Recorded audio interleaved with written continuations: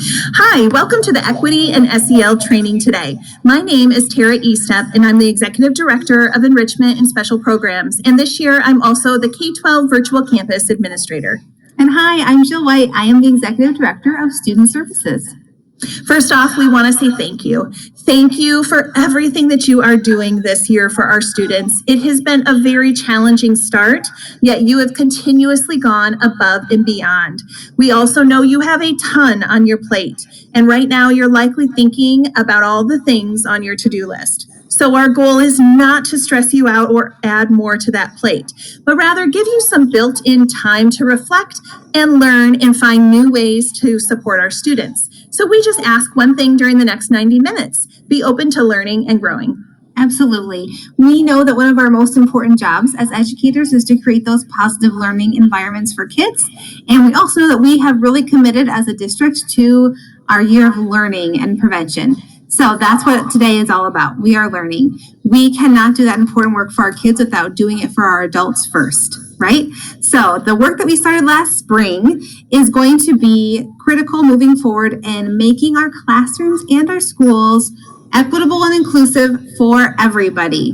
So we are following Castle's lead, and we are going to be using social emotional learning as our lever for social justice throughout the school year.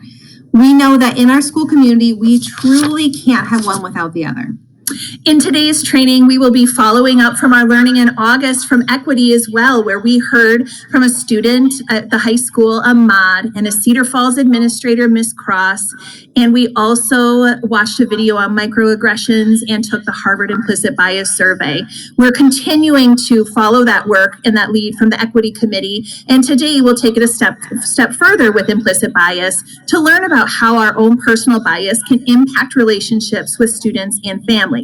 So if possible, we would love for you to work together with your teams to complete this module so that you can have discussions. There'll be many short videos throughout, along with discussion questions to help you work through as a group, as well as some opportunities for some personal reflection.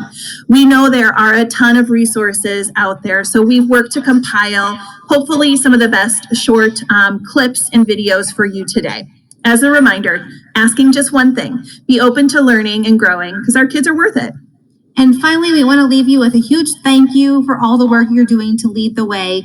We know that this has been a crazy start to the school year and that we could not do all this important work without you. We see you out there working and making change and trying all the new things. So whether you are a teacher online or in person or on special assignment or maybe all of those things, thank you for all that you're doing, and go team go. All right, Tigers.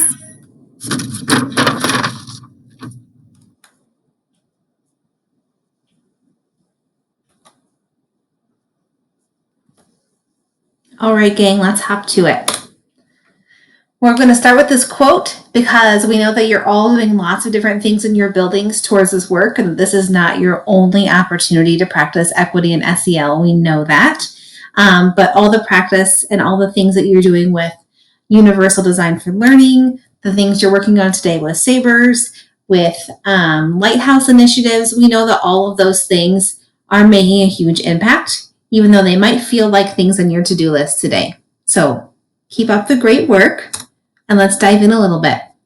We want to also start off with the reminder that we all have bias, right? So this is not a finger-pointing activity or a good versus bad activity. This is something that's natural and that we have to recognize in ourselves, and that our first step in changing our practices and habits is self-reflection.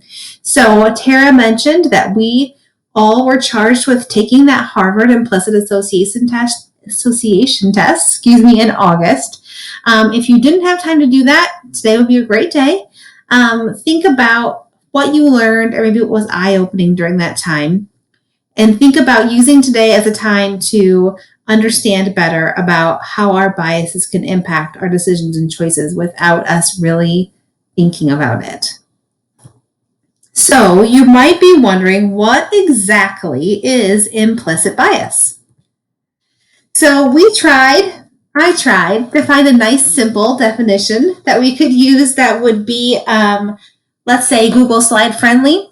And guess what? There is not a simple definition for implicit bias because it is not a simple concept. So we have this definition that we settled on because it encompasses a lot of the important things that we want to underscore today. So A, it's unconscious, right? We're not thinking about it as it's happening. But also, it's involuntary, it's irrational, so it doesn't maybe jive with what we are actually saying and doing many times. It is something that we are all susceptible to. There are negative biases, which we're talking about today, but there's also a lot of positive ones. And also that you can have an implicit bias about any type of group of people. So while we have lots of research about race and discrimination with bias, you could also have bias towards people based on their religious or political beliefs, or their age, or their weight, or their gender identity, or their sexual identity, right? So you can have bias about lots of things, not just race, but we want to make sure that we are pointing out all of those things today and thinking about them as we're working to be more equitable. So our first video might be a repeat for those of you who logged into our Summer Small Bites this summer, but it's a nice quick explanation of what exactly implicit bias means out in the real world, not just in academia. It was the year that implicit bias went somewhat mainstream. Yeah, so when Hillary Clinton mentioned implicit bias in the debates, our phones started blowing up, all our friends started emailing us about it. But what is implicit bias? Implicit biases are basically thought processes that happen without you even knowing it. Little mental shortcuts that hold judgments you might not agree with. And sometimes those shortcuts are based on race. First, some clarity. Saying someone has an implicit bias is different from calling someone a racist. The word racist is a highly loaded term, right, here in American society. A lot of times, when people are using it, they're thinking of the kind of old-fashioned Ku Klux Klan style racist. But implicit bias isn't anywhere near that, explicit. Implicit bias is something that comes out of ordinary mental functioning, out of how the mind normally works. We've all grown up in a culture with media images, news images, conversations we heard at home, our education. Think of that as a fog we've been breathing our whole life. We never even realized it, what we were taking in. And that fog causes associations that lead to biases. I somehow know that if you say peanut butter, I'm going to say jelly. That's an association that's been ingrained in me because throughout my life, peanut butter and jelly are together. And in many forms of media, there is an over-representation of Black men and violent crime being paired together. And because of that, I actually deep down inside have been taught that Black men are violent and aggressive and not to be trusted, that they're criminals, that they're thugs. With all those associations, I'm not trying to let us off the hook, but in some ways, none of us stood a chance. Starting today, we'll post a video a day dealing with one challenge of understanding implicit bias and its relationship to race and exploring ways we might combat the problem. One more thing, if you're seeing this and thinking that it doesn't apply to you, well, you might be falling prey to the blind spot bias. That's the scientific name for a mental bias that allows you to see biases in others, but not in yourself. We're biased. All right, so after watching that first intro video, we would like you to take a few minutes to do this group activity. We'd like you to think about your favorite movies or shows or books growing up, and then as a group, make a list of the heroes and the villains in those books and movies and shows. And then look together at your lists and see if you notice any patterns in your group. Is there any one list that looks alike or looks or talks more like you? And then brainstorm what other examples of unconscious thinking patterns might you have adopted over the years without realizing it. And then let's bring it back to thinking about our students and how this activity can connect to our students in classrooms. What media do you see our students taking in every day? What maybe are you even sharing in your classroom? How can we think a little bit more about the biases that our kids might be developing right now in front of our very eyes? So please pause the video and take 5 to 10 minutes for this activity.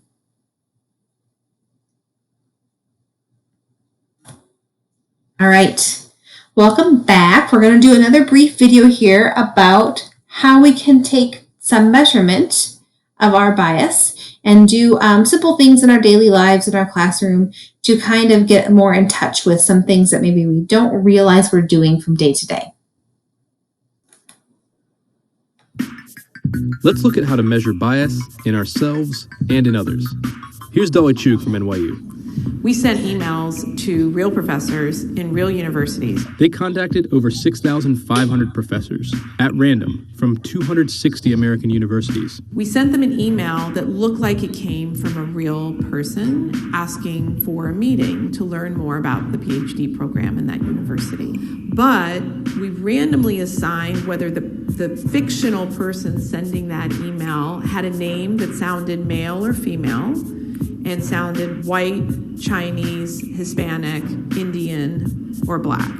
What we found that is if you were a white male, you were far more likely to receive a response back than if you were in all those other categories put together as a group. Some of this could be explicit racism, but it's far more likely that in many cases, these professors are just busy. They can't respond to every email they get, so they kind of let their subconscious decide for them. And that's where their biases come through. Research shows that our racial biases are often more about who we choose to help than who we don't, and we tend to help people who are similar to us. But you aren't 6,500 randomly selected professors, so how can you figure out where you might be making similar unconscious choices? First, there's a well-known test online you can take that can help show you biases you hold. Or just do an audit. Whatever data you have, whether it's formal data in a computer or whether it's just data that's sort of anecdotal, look at the data. For example, I met this fantastic executive in Silicon Valley. He takes great pride in being someone who actively tries to achieve gender balance on his teams, knowing that Silicon Valley and tech are skewed heavily male. So he looked at his professional social network, his Twitter, his LinkedIn. He found his network was far more skewed male than he expected. So there's a place where he could actively work to shift that, and that's what he's been doing since then. So this is not a scientifically exact self-audit, but it can still be useful, and you can audit anything. So maybe start by taking that online test for bias. Maybe check out whose emails you're replying to. But you can also audit yourself for implicit bias by asking a friend to observe you in the real world. If you're a teacher, have people look at who you call on most in class, whatever your interactions are. One practical thing that people should do is take stock of their friends. It would be very useful for people to actually make lists of people with whom they spend time. Look for patterns. That's the audit. That's the assessment we can all do. Next time, some people say you should go out and make as many friends of different races as possible, but does that actually work? All right, so we have a shorter activity for you to do after this video, and really all we're asking you to do is just with your group think about what other kinds of bias audits, or it could be ones that they mentioned, could help us be more equitable educators. So make a list, get creative. What other things could we audit in our schools and in our classrooms that could just help us be a little bit more aware? So take 5 and make a great list of bias audits. All right, welcome back. Video number 3. We told you there'd be lots of short videos and activities today. This time we're talking strategies, so enjoy the third part in this series. I'm a white male and I am prejudiced. A few months ago, a man called into a TV show trying to be less racist. What can I do to change? Get to know Black families. Join a church if you are a religious person that is a Black church. Foster conversation in your family and in your neighborhood where you're asking exactly those kinds of questions. Okay, clearly that was an amazing conversation. But will her suggestions work? Does it sound a little too easy?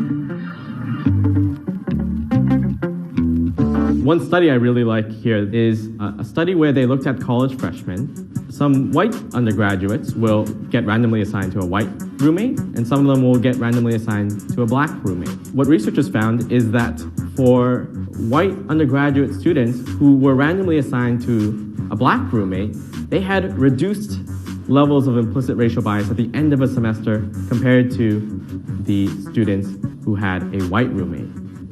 So this example uses black and white roommates, but of course this could apply to many kinds of people and interactions. Where this gets tricky. Now, I'm not suggesting that one just goes out in an artificial way and start curating diverse friendships. And I would hate if someone came up to me as an Asian person and they're like, well, I wanna get to know Asian people better. And so I'm gonna make friends with Calvin because he's Asian. Okay, so don't literally walk around carrying a checklist, but know that spending significant time hanging out across racial lines is backed by science as a way to start tackling bias. And so your ability to just say, this is what I have these fears and prejudices, and I want to get over them, is one of the most powerful things that we can do right now at this moment in our history. So thank you. Next time, you have to be careful not to overthink things. Overthinking things can lead to racial anxiety. All right, now it's time for, you guessed it, another activity.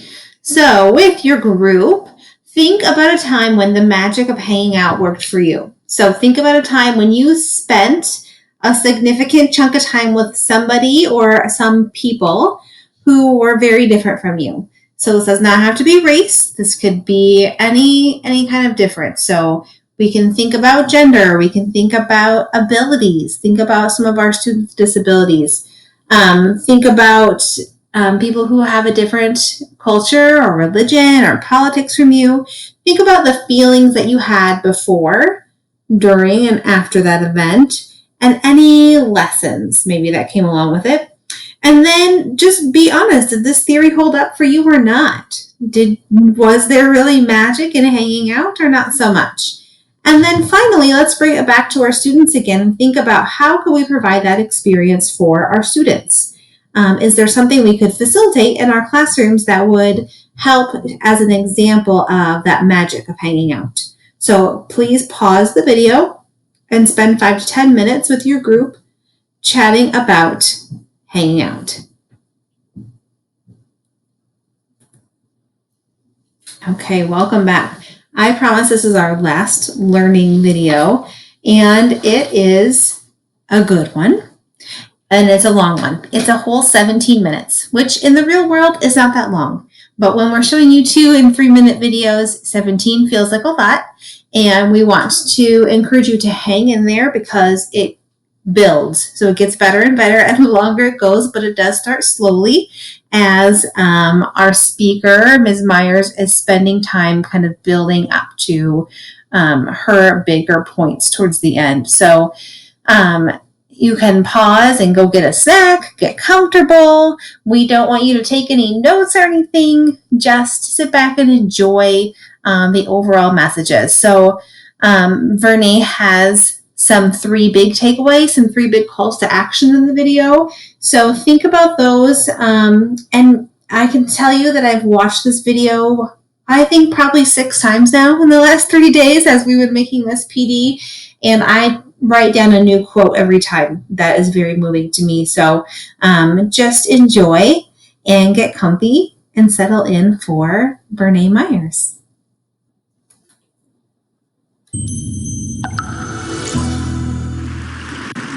I was on a long road trip this summer, and I was having a wonderful time listening to the amazing Isabella Wilkerson's Warmth of Other Suns. It documents 6 million Black folks fleeing the South from 1915 to 1970, looking for a respite from all the brutality and trying to get to a better opportunity up north. And it was filled with stories of the resilience and the brilliance of African Americans. And it was also really hard to hear all the stories of the horrors and the humility. And trying to get to a better opportunity up north. And it was filled with stories of the resilience and the brilliance of African Americans. And it was also really hard to hear all the stories of the horrors and the humility and all of the humiliations. It was especially hard to hear about the beatings and the burnings and the lynchings of Black men. And I said, you know, this is a little deep. I need a break. I'm going to turn on the radio. I turned it on, and there it was. Ferguson, Missouri. Michael Brown. 18-year-old Black man, unarmed, shot by a white police officer, laid on the ground, dead, blood running for 4 hours while his grandmother and little children and his neighbors watched in horror. And I thought, here it is again. This violence, this brutality against Black men has been going on for centuries. I mean, it's the same story. It's just different names. I mean, it could have been Amadou Diallo. It could have been Sean Bell. It could have been Oscar Grant. It could have been Trayvon Martin. This violence, this brutality is really something that's part of our national psyche. It's part of our collective history. What are we going to do about it? You know, that part of us that still crosses the street, locks the doors, clutches the purses when we see young Black men, that part. I mean, I know we're not shooting people down in the street, but I'm saying that the same stereotypes and prejudices that fuel those kinds of tragic incidents are in us. We've been schooled in them as well. I believe that we can stop these types of incidents, these Fergusons, from happening by looking within and being willing to change ourselves. So I have a call to action for you. There are 3 things that I want to offer us today to think about as ways to stop Ferguson from happening again. 3 things that I think will help us reform our images of young Black men. 3 things that I'm hoping will not only protect them, but will open the world so that they can thrive. Can you imagine that? Can you imagine our country embracing young Black men, seeing them as part of our future, giving them that kind of openness, that kind of grace we give to people we love? How much better would our lives be? How much better would our country be? Let me just start with number 1. We got to get out of denial. We don't need... Stop trying to be good people. We need real people. You know, I do a lot of diversity work, and people will come up to me at the beginning of a workshop. They're like, oh, Miss Diversity Lady, we're so glad you're here. But we don't have a bias bone in our body. And I'm like, really?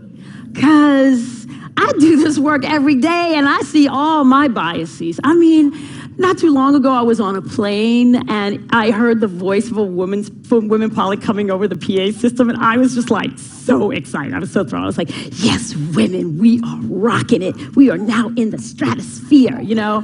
It was all good, and then it started getting turbulent and bumpy, and I was like, I hope she can drive.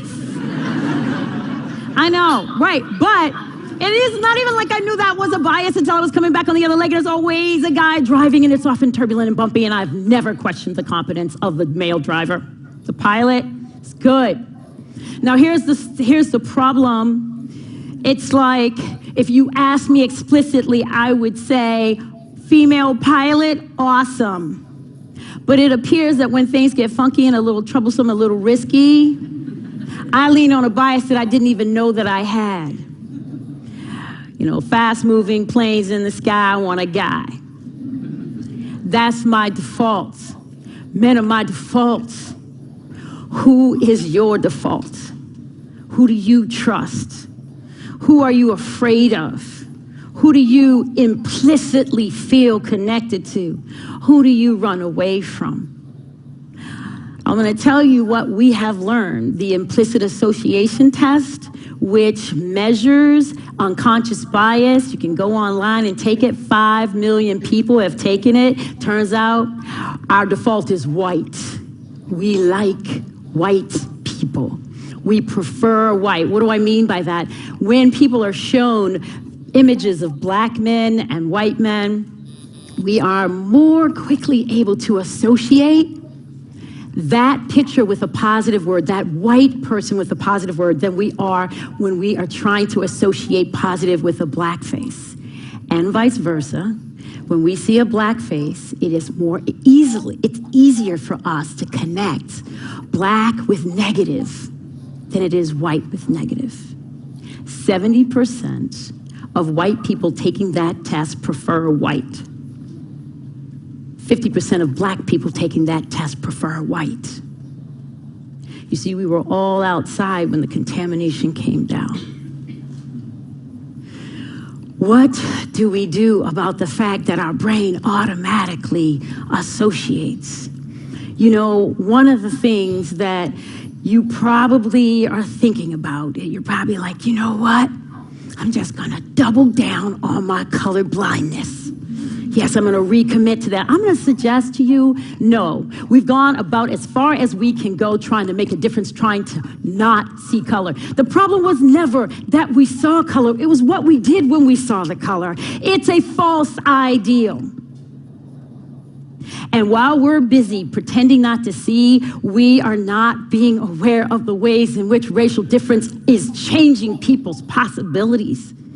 That's keeping them from thriving, and sometimes it's causing them an early death. So, in fact, what the scientists are telling us is it's no way. Don't even think about colorblindness. In fact, what they're suggesting is stare at awesome black people. Look at them directly in their faces and memorize them, because when we look at awesome folks who are black, it helps to dissociate the association that happens automatically in our brain. Why do you think I'm showing you these beautiful black men behind me? There were not enough. There were so many, I had to cut them. Okay, so here's the thing. I'm trying to reset your automatic associations about who black men are. I'm trying to remind you that young black men grow up to be amazing human beings who have changed our lives and made them better. So here's the thing. The other possibility in science, and it's only temporarily changing our automatic assumptions, but one thing we know is that if you take a white person who is like odious, that you know, and stick it up next to a person of color, a black person who's fabulous, then that sometimes actually causes us to disassociate too. So, you know, think like Jeffrey Dahmer and Colin Powell, like just stare at them, right? But these are the things. So go looking for your bias. Please just get out of denial and go looking for disconfirming data that will prove that, in fact, your old stereotypes are wrong. Okay, so that's number one. Number two, what I'm going to say is move toward young black men instead of away from them. And, you know, it's not the hardest thing to do, but it's also... It's one of these things where you have to be conscious and intentional about it. You know, I was on a Wall Street area one time, like maybe several years ago, and I was with a colleague of mine, and she's really wonderful, and she does diversity work with me, and she's a woman of color, she's Korean, and we were outside, it was late at night, and we were sort of wondering where we were going, we were lost, and I saw this person across the street, and I was thinking, oh, great black guy. You know, I was going toward him without even thinking about it. And she was like, oh, that's interesting. The guy across the street, you know, he was a black guy. I think, you know, black guys generally know where they're going. Like, I don't know why exactly I think that, but this is what I think. Okay, so she was saying, oh, you were going, yay, black guy. She said, I was going, black guy. Other direction. Same need, same guy, same clothes, same time, same street. Different reaction. And she said, I feel so bad. I'm a diversity consultant. I did the black guy thing. I'm a woman of color. Oh my God. And I said, you know what?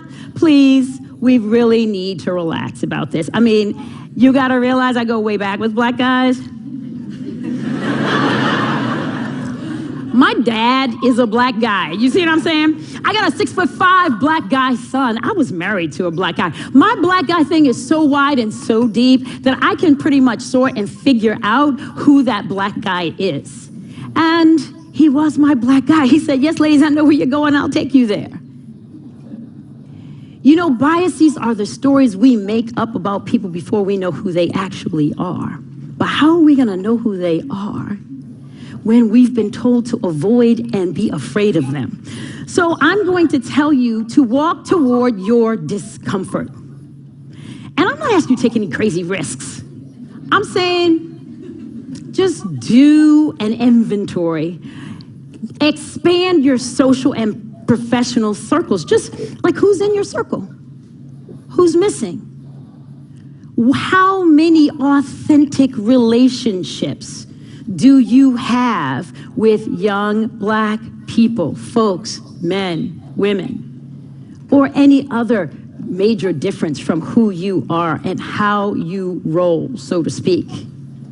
Because you know what? You know, there may be, just look around your periphery. There may be somebody at work, in your classroom, in your house of worship, somewhere. There's some black young guy there. And you're nice. You say hi. I'm saying go deeper, closer, further. And build the kinds of relationships, the kinds of friendships that actually cause you to see the holistic person and to really go against the stereotypes. I know some of you are out there, I know, because I have some white friends in particular, they will say, you have no idea how awkward I am. Like, I don't think this is going to work for me. I'm sure I'm going to blow this. Okay, maybe, but this thing is not about perfection. It's about connection.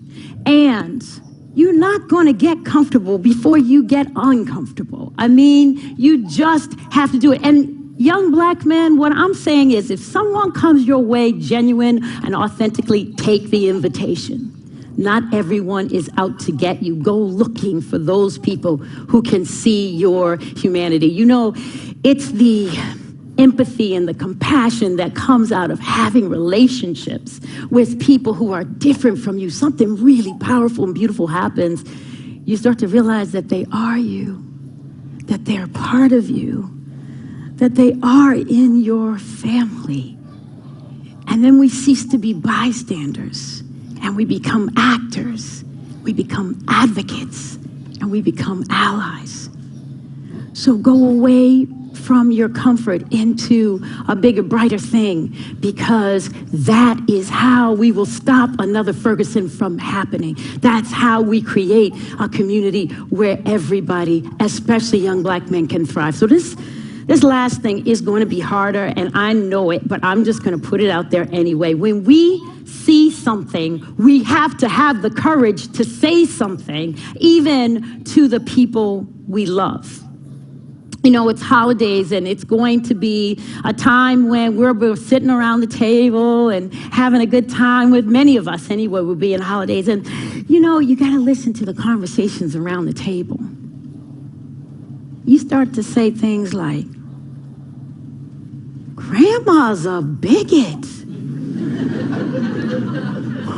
Uncle Joe is racist.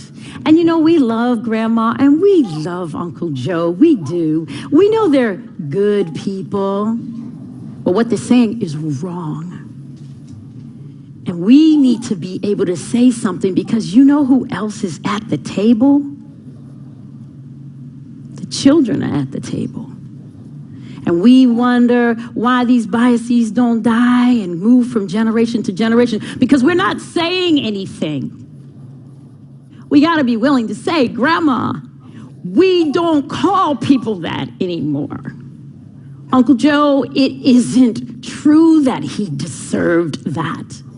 No one deserves that. And we've got to be willing to not shelter our children from the ugliness of racism when black parents don't have the luxury to do so, especially those who have young black sons. We got to take our lovely darlings, our future, and we got to tell them we have an amazing country with incredible ideals. We have worked incredibly hard and we have made some progress, but we are not done.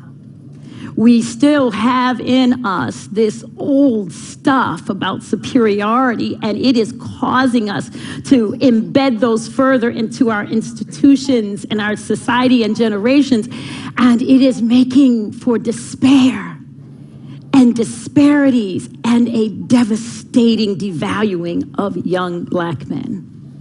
We still struggle, you have to tell them, with seeing both the color and the character of young Black men. But that you expect them to be part of the forces of change in this society that will stand against injustice and is willing, above all other things, to make a society where young Black men can be seen for all of who they are. So many amazing Black men, those who are the most amazing statesmen that have ever lived, brave soldiers, awesome, hardworking laborers. These are people who are powerful preachers. They are incredible scientists and artists and writers. They are dynamic comedians. They are doting grandpas, caring sons.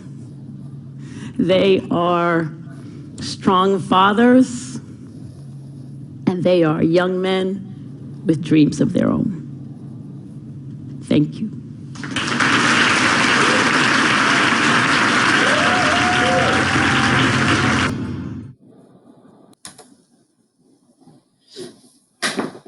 Great video, right? If you need to pause and take a minute to decompress with your group and share maybe your takeaways or your thoughts, please take the opportunity to that now. Otherwise, if you're ready, we will keep going. And we will keep going with this quote that I think also matches some quotes for Brene. But this is Brene Brown, and she reminds us that you can choose courage or you can choose comfort, but you cannot have both. And I think that's just an important reminder for us, and it goes right along with what Brene Meyer says when she said, you can't get comfortable until you allow yourself to be uncomfortable. And that just means that it's okay. This is hard work, and you're not going to like it all the time, and you're not always going to feel like you have it all figured out. And that's kind of the whole point. We're all learning together. We're all kind of just being uncomfortable in that and settling into knowing that we always have more to learn. So you might be asking when the social emotional learning part comes in. And so we're going to shift a little bit now in thinking about how these lessons in equity impact our ability to have positive, meaningful relationships with our students and our colleagues, for that matter, and our families. So we've spent lots of time talking about relationships in our social emotional learning work. And so we wanted to just throw out a little bit of the science side of things for you. So these are all from studies that talk about and measure the impact of high quality student-teacher relationships. So many studies have found that they lead to higher test scores, higher student engagement and motivation, and resilience, and a greater adjustment to transitions and changes in demands throughout the year. They also lead to reduced high school dropout, which is really important. So that's just reiterating that taking the time to build relationships with students isn't, again, just about the warm and fuzzy things. It's about all the things. So you might be wondering, what makes a student-teacher relationship high quality? So these same researchers asked students, what does this feel like when you have these good relationships? So they responded with, they feel as though their teacher understands them, that they care about them as a person, that they respect them, that they are supportive of their goals, they're helping them get towards their goals. And finally, that they feel physically and emotionally safe in their teacher's presence. So this made us think about our big 4 questions, right, from the PLC. We apply those to our teaching and to our standards and to our practices all the time. But how often do we stop and apply our 4 PLC questions to our relationships, to social emotional learning? So we're going to challenge you to take a minute now and think about high quality teacher-student relationships. So if your only job tomorrow was just to build relationships with your students, and we were asking ourselves these 4 PLC questions, it might sound like, what do we want them to feel? How will we know when they feel it? What do we do if they don't feel it? And what will we do if we've already got it? So pause here and think in your group about how we can work on this important work from a PLC lens. And while you're doing that, think about your classrooms right now. What have you done in the last week or the last day to help your students feel that you understand them and you care about them and you respect them and you support them? So pause now, please, and discuss all of that.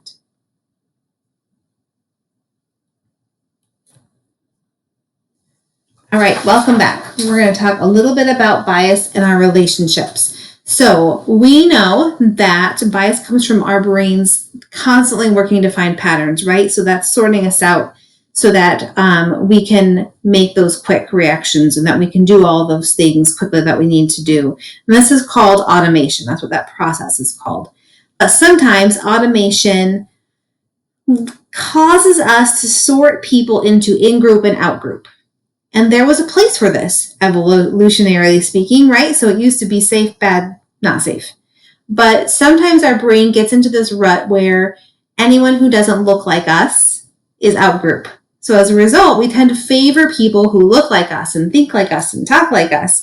And that's just another way that in our subconscious, we have a wall built up between us and some of our students who are different from us. And we don't even see that that invisible wall is there until we take the time to really look and feel for it. So we are encouraging you to think about what are those invisible walls that have been put up between you and some of your students. And to do that, we have another activity. All right, this one you're going to do on your own, not with a group. And on your own, we would like you to make 2 lists. And we want you to actually write them down because it makes it easier for you to have good reflection. So list 1 are some of your favorite all-time students, the ones who are very easy to build relationships with, a joy to have in class, you wish you had 100 more.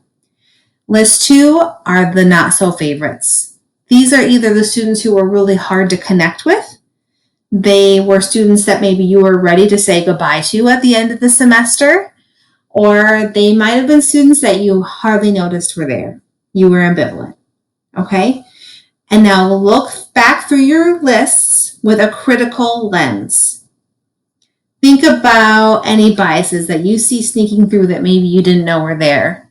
Or on the positive side, look at those students who didn't follow that pattern. Look at the outliers. What do we learn from the outliers? How did we bond with those students who were different from us? How can we learn from that?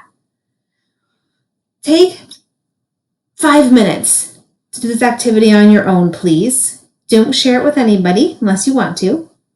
And pause now, and we will come back and finish up our work for the day. All right.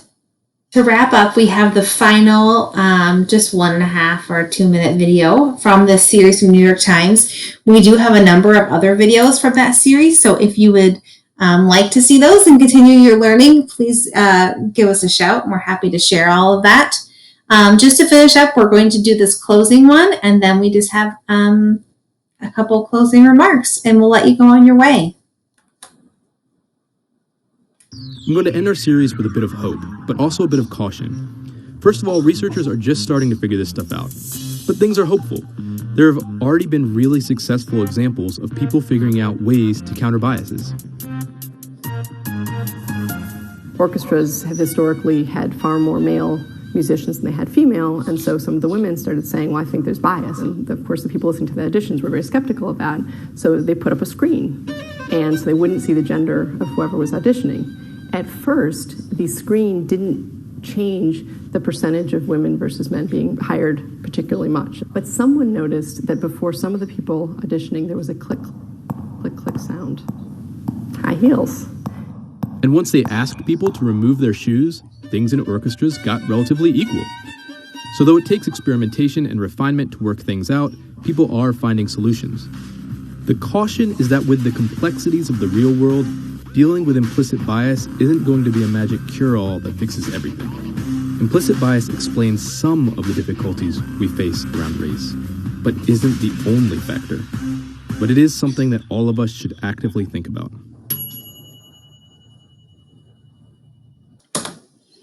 All right, y'all. Our takeaway is be aware, be brave, and be persistent. It will not all get better and be fixed overnight, but if at first you don't succeed, we're going to try again. We are not asking you to take any surveys or any feedback forms today. We are just asking that as you leave this training that you make an effort to create some self-awareness. So if you haven't done that implicit association test yet, or if you want to do one on a different topic, they have lots, please do that. Please commit to doing a bias audit in your school or classroom. So remember that list we created together. Pick one of those and do it for your own benefit. You don't have to turn that in. And finally, we're asking you to do something different. Set a goal for yourself. What's one thing you learned today or throughout the semester with all the work that you're doing in your buildings? And think about a goal. When are you going to start it? When are you going to press play on that? Put it on your calendar. We would love to hear from you. We want to know what topics you want to tackle next. We want to know what action steps you're taking if you want to share. We want to be your sounding board or your support if you need it along the way. So our emails are there. Please know that we are not looking to add anything to your plate. We're looking to fill your bucket and give you more tools in your toolbox. So with that, have an amazing weekend and thanks for all you do. Take care.